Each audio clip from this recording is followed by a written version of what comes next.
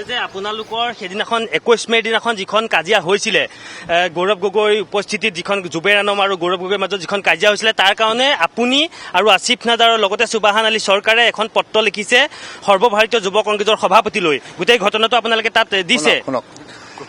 এতিয়া আমি বিধানসভা অহাকালি অধিৱেশন আৰম্ভ হ'ব। আপোনালোকে সুধিব লাগে মূল্য বৃদ্ধি কেনেকে ৰোধ হ'ব। ডিজেল পেট্ৰলৰ মূল্য বৃদ্ধি ইতিমধ্যে ক্ৰুড অইলৰ দাম কমিলে, এতিয়ালৈকে আমাৰ দেশত মূল্য বৃদ্ধি নকমিল। ভয়াৱহ নিবনুৱা সমস্যাৰ সমাধান কৰাৰ কোনো দিহা চৰকাৰখনে নকৰিলে। এই জ্বলন্ত সমস্যাবোৰ লৈহে আমি আলোচনা কৰিছো। কোনো কাজিয়া পেচাল আমাৰ মাজত হোৱা নাই, এইবোৰ লৈ আমি আলোচনা কৰা নাই। মই নাজানো এইটো কি পত্ৰ কাৰ চহী, এইবিলাক জালো হ'ব পাৰে, আমি চোৱা নাই। আপুনি মোবাইলত দেখাই আছে, এতিয়া ক'ৰ পৰা আনিছে মই সেইটোও নাজানো। মই নাজানো, একো অৱগতই হোৱা নাই। এতিয়াহে মোক আপুনি দেখালে, মই চাম।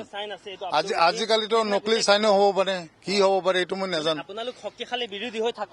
মই কৈছো যে আমাৰ এইবোৰ কথালৈ কোনো আলোচনা হোৱা নাই। এতিয়া অসমৰ জ্বলন্ত সমস্যা, ভয়াৱহ নিবনুৱা সমস্যা, মূল্য বৃদ্ধি, লোড শ্বেডিং, অনিয়মীয়া বিদ্যুৎ যোগান, অধিক মূল্য বৃদ্ধি, তাৰপিছত বিদ্যুতৰ মাচুল বৃদ্ধি, এতিয়ালৈকে আমাৰ বহুত মানে অভাৰলোডেড ট্ৰেন্সফৰ্মাৰ, এইবিলাক চেঞ্জ নকৰিলে বিদ্যুৎ নিয়মীয়াকৈ পাই থকা নাই, ভল্টেজ নাপায়, বহু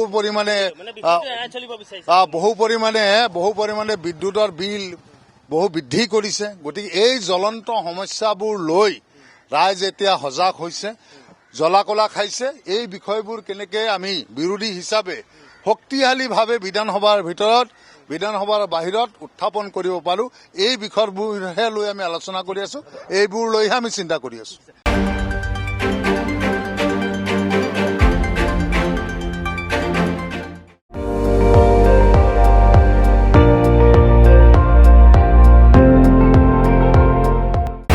আপুনি চাই আছে ND24, সৰ্বশ্ৰেষ্ঠ নহয় সৰ্বোত্তমৰ দৌৰ।